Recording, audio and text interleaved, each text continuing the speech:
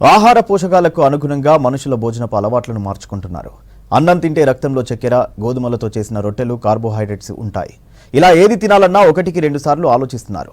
After corona పబ్లిక్లో health మీద అవగాహన పెరిగినట్లుంది. సాంప్రదాయ ఆహార పంటలకు ఓటేయడంతో చిరుధాన్యాల వినియోగం పెరిగిందని అధ్యయనాలు వెల్లడిస్తున్నాయి.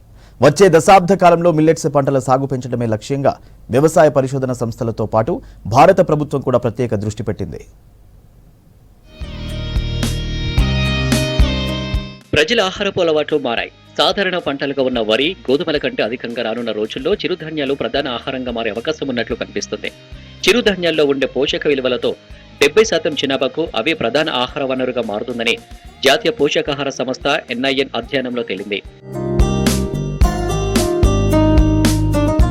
ఈ మధ్యకాలంలో ఎవరిని కదిలించినా చిరుధాన్యాలు వాళ్ళ మెన్యూలో ఉంటున్నాయి. అందుకే పంటల సాగులో కూడా మార్పులు వచ్చి సాంప్రదాయక ఆహార పంటలకు మళ్లీ డిమాండ్ పెరగనుందని పోషకాహార నిపుణులు అంచనా వేస్తున్నారు. భారతీయ ఆహార మూలాల్లో మిల్లెట్లకు అత్యంత ప్రాధాన్యం ఉందని చెబుతున్నారు. పుష్కలమైన పోషక విలువలు కలిగి ఉండడంతో చిరుధాన్యాల వినియోగం గడిచిన 3 ఏళ్లుగా బాగా పెరిగిందంటున్నారు.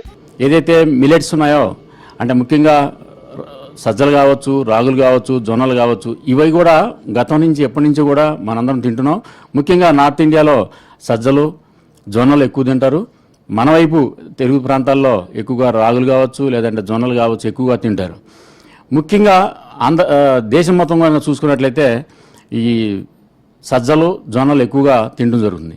ముఖ్యంగా ఫైబరు 100 గ్రాముల ఆహార ధాన్యాల్లో దాదాపు 8% ఈ కొర్రల్లో, సాంబల బోతలు, అరికలు, అండుకొర్రలో ఉంటుంది. అదే కనుక మనం గోధుమలో చూసుకుంటే 1.2%, అలాగే బియ్యంలో చూసుకున్నట్లయితే 0.2% ఉంటుంది మనకి. అందువల్ల మనకి ఏదైతే ఫైబర్ ఎక్కువ ఉంటుందో అలాంటి ఆహారం తీసుకుంటే కనుక మనకు ఆరోగ్యాలు మెరుగుపరచడానికి చాలా అవకాశాలు ఉన్నాయి. ఐక్యరాజ్య సమితి 2023ను అంతర్జాతీయ చిరుధాన్యాల సంవత్సరంగా ప్రకటించడంతో మిల్లెట్స్ వినియోగం పెరిగింది. పెరుగుతున్న జనాభాకు అనుగుణంగా ఆహార భద్రతను సంరక్షించేలా పంటలలో మిల్లెట్లు చేరుతున్నాయంటున్నారు అధ్యయన నిపుణులు. భవిష్యత్తులో 70% మంది తమ ప్రధాన ఆహారంగా మిల్లెట్స్ ను తీసుకునే అవకాశం ఉందని అంచనా వేస్తున్నారు. ఇప్పటి వరకు ఆసియా దేశాల్లో సాగుతున్న మిల్లెట్స్ లో 80% పంట ఇండియా నుంచి ఉత్పత్తి అవుతుండగా ప్రపంచ దేశాలకు మిల్లెట్లను అందించే స్థాయికి భారత్ ఎదుగుతుందని నిపుణులు భావిస్తున్నారు. ముఖ్యంగా ఈ మిల్లెట్స్ వలన అనేక రకాల ఉపయోగాలు ఉన్నాయి. అంటే కేవలం చిరుధాన్యాలు తినడమే కాదు, దాంతోపాటు మన దగ్గర ఉన్నటువంటి మెడిసినల్ ప్లాంట్స్, ఔషధ మొక్కలతో కూడా అనేక రకాల కషాయాలు తయారు చేసుకొని తాగటం వల్ల మనకి రోగాలు కూడా తగ్గుముఖం పట్టే అవకాశాలు ఉన్నాయి. అంటే మన లైఫ్ స్టైల్ మార్చుకోవాలి, మన జీవన విధానాన్ని మార్చుకున్నప్పుడే మనం ఆరోగ్యంగా ఉండడానికి అవకాశం ఉంది. ముఖ్యంగా 2022ని 23ని మనకి వరల్డ్ మిల్లెట్ ఆఫ్ డేగా ఇయర్గా ప్రకటించారు. కాబట్టి ఆ ఇయర్లో దాదాపు ప్రతి ఒక్కరు కూడా మిల్లెట్స్ మీద ఆలోచన కలిగింది. మిల్లెట్స్ తినడం వల్ల ఎలాంటి ఉపయోగాలు జరిగినాయి కూడా అందరూ తెలుసుకున్నారు.